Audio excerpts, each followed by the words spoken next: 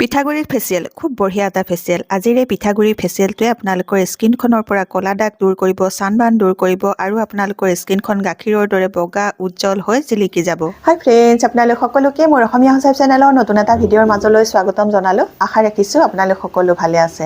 আজি মই আপোনালোকলৈ লৈ আহিছোঁ পিঠাগুড়িৰ খুব বঢ়িয়া এটা ফেচিয়েল। যদি আপোনালোকৰ স্কিনখনৰ গ্ল' নোহোৱা হৈছে, খহটা হৈ গৈছে, উজ্জ্বলতাও নোহোৱা হৈ গৈছে, তেতিয়াহ'লে আপোনালোকে আজিৰ এই পিঠাগুড়িৰ ফেচিয়েলটো সপ্তাহত এবাৰকৈ কৰি চাব। বৰ্তমান বিয়াৰ ছিজন, এই বিয়াৰ ছিজনত যদি আপোনালোকে আজিৰ এই পিঠাগুড়িৰ ফেচিয়েলটো কৰে, তেতিয়াহ'লে পাৰ্লাৰত কৰা ফেচিয়েলৰ দৰে আপোনালোকৰ স্কিনখন খুব ধুনীয়াকৈ গ্ল' হ'ব, উজ্জ্বল হ'ব, বগা হ'বলৈ সহায় হ'ব আৰু লগতে পইচা খৰচ নকৰাকৈ আপোনালোকে খুব বঢ়িয়া এটা ফেচিয়েল ঘৰতে কৰিব পাৰিব। তে আহক এতিয়া পিঠাগুড়িৰ ফেচিয়েলটো কৰিবলৈ আৰম্ভ কৰোঁ। আজিৰ এই ফেচিয়েলটোত থাকিব 4টা ষ্টেপ। এই 4টা ষ্টেপ দেখুৱাৰ আগতে আপোনালোকলৈ এটা ৰিকুৱেষ্ট আছিলে, আপোনালোকে যদি এই ভিডিঅ'টো ভাল পায়, ভিডিঅ'টোত এটা লাইক কৰিব। মোৰ চেনেলটো এতিয়ালৈকে যদি আপোনালোকে ছাবস্ক্ৰাইব কৰি লোৱা নাই, তেতিয়াহ'লে সোনকালে ছাবস্ক্ৰাইব কৰি ল'ব আৰু ওচৰতে থকা বেল আইকনটো আপোনালোকে প্ৰেছ কৰি দিব। তেতিয়া মোৰ আহিবলগীয়া সকলোবোৰ ভিডিঅ' নটিফিকেশ্যন আপোনালোকলৈ সোনকালে যাব আৰু সোনকালে মোৰ ভিডিঅ'বোৰ আপোনালোকে চাবলৈ পাব। ফাৰ্ষ্ট ষ্টেপটোত স্কিনখন ক্লিন কৰিব লাগিব আৰু ক্লিন কৰিবৰ কাৰণে মই এতিয়া পিঠাগুড়িয়ে খুব বঢ়িয়া এটা ক্লিনজাৰ তৈয়াৰ কৰিম। আৰু তাৰ কাৰণে মই প্ৰথমতে এটা বাতিত এখন ৰুমাল দি লৈছোঁ। ৰুমাল দি তাতে এচামুচৰ জোখাৰে পিঠাগুড়ি দিছোঁ আৰু পিঠাগুড়ি চামুচত এতিয়া মই অকণমান পানী দি লৈছোঁ। পানীটো মই ফিল্টাৰৰ পানী ব্যৱহাৰ কৰিছোঁ, আপোনালোকেও এইটো চাফা পানী ব্যৱহাৰ কৰিব। এতিয়া মই এই পানীখিনিতে 1 মিনিট ৰাখিলোঁ। ৰাখি পেলাই মই এতিয়া পিঠাগুড়িখিনি ভালকৈ চেকি ল'ম। পিঠাগুড়িখিনি ভালকৈ চেকি লোৱাৰ পাছত খুব বঢ়িয়া এটা পিঠাগুড়িৰ পানী পালোঁ, মানে চাউলৰ পানী পালোঁ। আপোনালোকে চাউলটো তিয়াই পেলাই এৰাতি থৈ তাৰ পৰা পানীটো ল'ব পাৰে আৰু নহ'লে এনেকৈও আপোনালোকে ল'ব পাৰে। এনেকৈ ল'লে বেছি ভালকৈ পিঠাগুড়িৰ পানীটো পোৱা যাব, মানে চাউলৰ পানীটো পোৱা যাব। এয়া ৰেডি হৈ গ'ল। এইখিনি মই গোটেই ফেচিয়েলটোত ব্যৱহাৰ কৰিম। এতিয়া কেনেকৈ ব্যৱহাৰ কৰিম আপোনালোকক দেখুৱাই যাম। আৰু এতিয়া মই ল'লোঁ এটা বাতি আৰু এই বাতিটোতে প্ৰথমে মই ল'লোঁ এচামুচৰ জোখাৰে কেঁচা গাখীৰ আৰু কেঁচা গাখীৰ চামুচতে মই ইয়াৰ পৰা অকণমান চাউলৰ পানীও দি ল'ম। এয়া 2 চামুচৰ জোখাৰে চাউলৰ পানী কেঁচা গাখীৰত মিক্স কৰি ল'ম। মিক্স কৰি লোৱাৰ পাছত ইয়াতে মই অকণমান নাৰিকল তেল দি দিম। এতিয়া নাৰিকল তেল এতিয়া মই 6-7 টোপাল মানৰ জোখাৰেহে দিম। নাৰিকল তেল দিলে আমাৰ ছালখনো হাইড্ৰেট হৈ থাকিব আৰু লগতে আমাৰ ছালত থকা ক'লা দাগ দূৰ কৰিবলৈও সহায় কৰিব। এই গোটেইকেইবিধ বস্তুৱে আমাৰ স্কিনখন চাফা কৰিবলৈও সহায় কৰিব আৰু লগতে আমাৰ স্কিনখনৰ গ্ল' বঢ়াব, ক'লা দাগ থাকিলে দূৰ কৰিব, ছানবাৰ্ণ দূৰ কৰিব। এতিয়া এই ক্লিনজাৰটো কেনেকৈ ব্যৱহাৰ কৰোঁ চাওঁ আহক। ফাৰ্ষ্ট ষ্টেপৰ ক্লিনজাৰটো তৈয়াৰ হৈ গ'ল আৰু মই ভালকৈ ৰেডি হৈ ল'লোঁ আৰু এটুকুৰা কটন লৈছোঁ। কটন টুকুৰা ইয়াতে তিয়াই ল'ম। তিয়াই লৈ মাছাজ কৰি স্কিনখন ক্লিন কৰিম। এনেধৰণে আপোনালোকে 2-3 মিনিট ধুনীয়াকৈ স্কিনখন মাছাজ কৰিব। মাছাজ কৰি ক্লিন কৰিব। এনেধৰণে ক্লিন কৰিলে স্কিনখনত লাগি থকা যিবোৰ ধূলি বালি প্ৰদূষণ সকলোবোৰ খুব ধুনীয়াকৈ আপোনালোকৰ স্কিনখন ক্লিন হৈ যাব। 2-3 মিনিট স্কিনখন মাছাজ কৰি ক্লিন কৰি ল'লোঁ। ক্লিন কৰি লোৱাৰ পাছত এতিয়া আনিছোঁ মগ এটাত পানী আৰু এখন ৰুমাল ইয়াতে তিয়াই লৈছোঁ। মুখখন মচি লৈছোঁ। স্কিনখন ধুনীয়াকৈ ক্লিন কৰি ল'লোঁ। ক্লিন কৰি লোৱাৰ পাছত এতিয়া 2 নম্বৰ ষ্টেপত স্কিনখন স্ক্ৰাব কৰিব লাগিব। এতিয়া মই স্ক্ৰাবটো আপোনালোকক বনাই দেখুৱাম। স্ক্ৰাবটো বনাবৰ কাৰণে এতিয়া মই এই চেকি লোৱা যিখিনি পিঠাগুড়ি ৰুমালত থাকি গৈছিলে সেইখিনিকে ব্যৱহাৰ কৰিম। আপোনালোকে ইচ্ছা কৰিলে বেলেগ পিঠাগুড়িও দি ল'ব পাৰে। মই সেইখিনিকে ব্যৱহাৰ কৰিছোঁ। এইখিনি ব্যৱহাৰ কৰিলেও একো প্ৰব্লেম নহয়, কাৰণ এইটো স্কাৰ্ফহে বনাম। আৰু এতিয়া মই এই পিঠাগুড়িখিনিকে লৈ ল'লোঁ। লৈ লোৱাৰ পাছত ইয়াৰ লগতে এতিয়া মই মিক্স কৰিম অকণমান বিলাহী ৰস। বিলাহী ৰসে আমাৰ ছালখন উজ্জ্বল কৰিবলৈ সহায় কৰিব আৰু বয়সৰ চাপ কম কৰিবলৈ বিলাহী ৰসে বহুত বেছি সহায় কৰে। বিলাহী ৰসটো মই এতিয়া জোখমতে দিম, আপোনালোকেও নিজৰ জোখমতে দিব। মই 2 চামুচৰ জোখাৰে বিলাহী ৰস ইয়াতে লৈ ভালকৈ মিক্স কৰি লৈছোঁ। মিক্স কৰি লোৱাৰ পাছত ইয়াতে মই আৰু এবিধ বস্তু মিক্স কৰিম আৰু সেই বস্তুটো হ'ল পিচি লোৱা চেনি। আপোনালোকে গোটা চেনি ব্যৱহাৰ নকৰিব, পিচি লোৱা চেনি ব্যৱহাৰ কৰিব। আৰু পিচি লোৱা চেনিটো মই আধা চামুচৰ জোখাৰেহে লৈছোঁ আৰু ভালকৈ ইয়াৰ লগতে এতিয়া মই মিক্স কৰি ল'লোঁ। মিক্স কৰি হোৱাৰ পাছত ইয়াৰ লগতে এতিয়া মই দিম অকণমান কফি। কফিটো অপশ্যনেল হয়, আপোনালোকৰ ঘৰত যদি কফি আছে দিব, যদি কফি নাই তেতিয়াহ'লে আপোনালোকে নিদিলেও হ'ব। বাকীখিনি বস্তুৰে আপোনালোকে ভালকৈ স্ক্ৰাব কৰিব পাৰিব। কফি দিলোঁ এতিয়া মই আধা চামুচৰ জোখাৰে। দিয়াৰ পাছত ভালকৈ মিক্স কৰি লৈছোঁ। মিক্স কৰি লোৱাৰ পাছত এইটো এটা খুব বঢ়িয়া স্কাৰ্ফ তৈয়াৰ হৈ গ'ল। কেনেকৈ স্কাৰ্ফ কৰোঁ চাওঁ আহক। এতিয়া তৈয়াৰ হৈ গ'ল খুব বঢ়িয়া এটা স্কাৰ্ফ। এই স্কাৰ্ফটো প্ৰথমতে মুখত লগাই ল'ম। প্ৰথমতে আপোনালোকে স্কাৰ্ফটো ধুনীয়াকৈ গোটেই মুখখনতে লগাই ল'ব।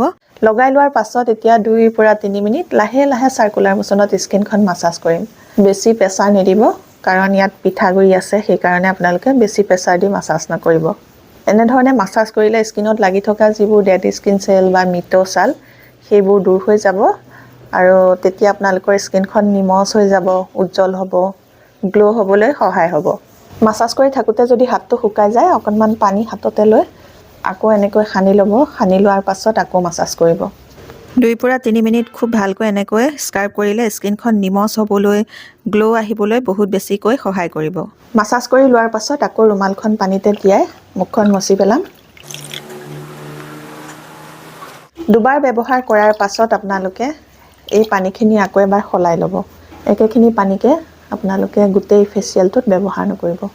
এতিয়া ধুনীয়াকৈ মুখখন মচি ল'লোঁ। মচি লোৱাৰ পাছত এতিয়া কৰিম 3 নম্বৰ ষ্টেপ আৰু 3 নম্বৰ ষ্টেপত কৰিব লাগিব খুব বঢ়িয়া এটা মাছাজ। আৰু মাছাজ কৰিবলৈ মাছাজ ক্ৰীম এটা বনাব লাগিব। সেই মাছাজ ক্ৰীমটো এতিয়া মই বনাম। এতিয়া এই মাছাজ ক্ৰীমটো বনাবৰ কাৰণে মোক লাগিব প্ৰথমে অকণমান এল'ভেৰা জেল। এল'ভেৰা জেলটো মই কিনা এল'ভেৰা জেলেই লৈছোঁ। আপোনালোকেও কিনা এল'ভেৰা জেলেই ল'ব। বেছি দামো নহয় কিনা এল'ভেৰা জেলটো। আপোনালোকে এটা এল'ভেৰা জেল লগত ৰাখিবই কাৰণ আমাৰ ছালৰ কাৰণে এল'ভেৰা জেলটো বহুত বেছি ভাল হয়।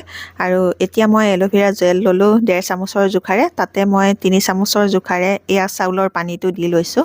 চাউলৰ যিটো পানী আমাৰ ছালৰ কাৰণে বহুত বেছি ভাল হয় আৰু যেনেকৈ মই এই চাউলৰ পানীটো ব্যৱহাৰ কৰিছোঁ তেনেকৈ ব্যৱহাৰ কৰিলে আপোনালোকে ইয়াৰ পৰা বেছিয়ে সুফল পাব। সেইকাৰণে আপোনালোকে পিঠাগুড়ি অকণমান লৈ এনেকৈ আপোনালোকে চাউলৰ পানী উলিয়াই ল'ব।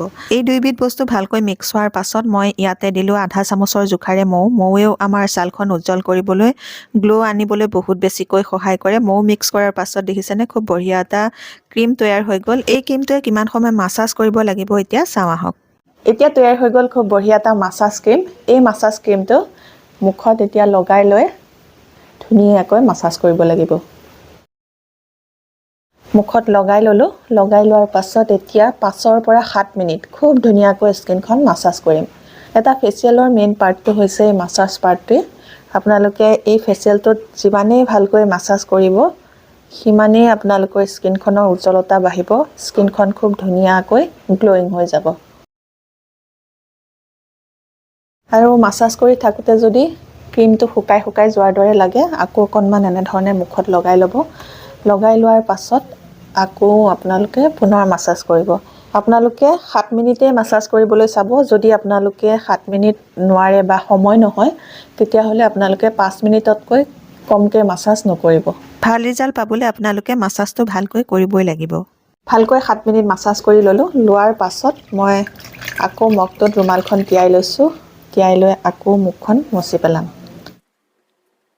3 নম্বৰ ষ্টেপটো কমপ্লিট হোৱাৰ পাছত স্কিনত খুব ধুনীয়া এটা গ্ল' আহিছে। স্কিনখন খুব ধুনীয়াকৈ চাফা হৈ গৈছে। ইয়াৰ পাছত 4 নম্বৰ ষ্টেপত খুব বঢ়িয়া এটা ফেচ মাস্ক আমি স্কিনত লগাম আৰু এতিয়া মই আপোনালোকক সেই ফেচ মাস্কটো বনাই দেখুৱাম। এতিয়া এই ফেচ মাস্কটো বনাবৰ কাৰণে মই প্ৰথমেই ল'ম পিঠাগুড়ি 1 চামুচৰ জোখাৰে। 1 চামুচ পিঠাগুড়িৰ লগত এতিয়া মই মিক্স কৰিম 1 চামুচৰ জোখাৰে বেচন। দুইটা বস্তু সম পৰিমাণে ল'ব লাগিব। এতিয়া মই এয়া 1 চামুচৰ জোখাৰে বেচন ল'লোঁ আৰু দুইবিধ বস্তু মই এতিয়া ভালকৈ মিক্স কৰি ল'ম। মিক্স হোৱাৰ পাছত মই ইয়াতে এতিয়া মিক্স কৰিম অকণমান মহানিমৰ গুড়া আৰু মহানিমৰ গুড়াটোত এণ্টিবেক্টেৰিয়েল গুণো থাকে আৰু এণ্টি ইনফ্লেমেটৰী গুণো থাকে। গতিকে আমাৰ স্কিনত হোৱা ইনফেকশ্যন দূৰ কৰিবলৈ সহায় কৰিব।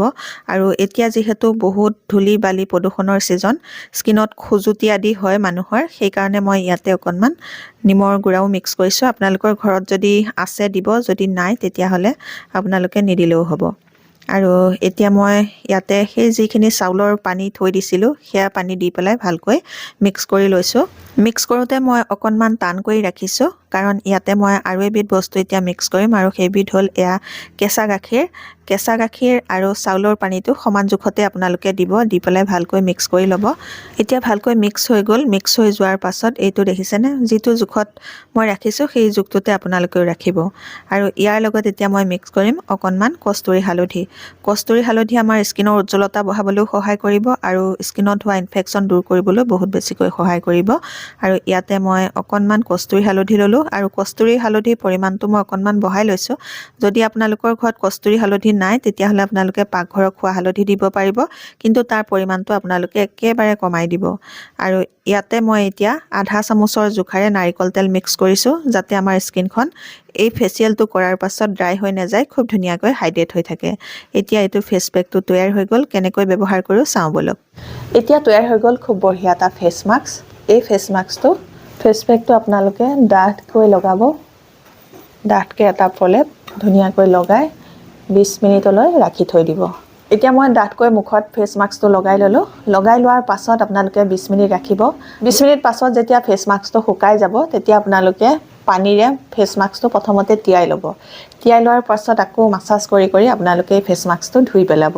আজিৰ এই ভিডিঅ'টোত মই আপোনালোকক খুব বঢ়িয়া এটা পিঠাগুড়িৰ ফেচিয়েল দেখুৱালোঁ।